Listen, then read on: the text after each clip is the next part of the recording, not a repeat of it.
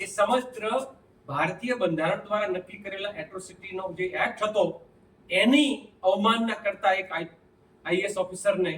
જ્યારે પોતે શબ્દો બોલતા હોય ત્યારે એની સામેની લડત દલિત આદિવાસી સંગઠનો ચલાવી રહ્યા છે અને માલધારી સમાજ તરીકે અમે લોકો ટેકો કરીએ છીએ.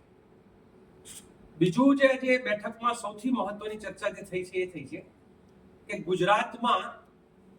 દૂધ ઉત્પાદકો, પશુપાલકો ના રોજગારને, એના ધંધાને ખતમ કરી નાખવાનું જે ષડયંત્ર જે રચાયું છે એ ષડયંત્ર સામે પશુપાલક ના હિત માટે થઈને એક મંચ બને, જેમાં મુખ્યત્વે જે મહાત્મા ગાંધીએ મીઠાના કાયદાની વિરુદ્ધમાં મીઠાનો સત્યાગ્રહ કર્યો હતો, એમ અત્યારે આ દૂધના મુદ્દા ઉપરનો સત્યાગ્રહ છે એ ગુજરાતમાં કરવાની જરૂર છે. અમારા મિત્રોનું સૂચન આવ્યું કે આપણે દૂધનો સત્યાગ્રહ કરીએ. આ દૂધનો સત્યાગ્રહ એટલે શું? તો કે ભારતમાં શાકભાજી હોય, અનાજ હોય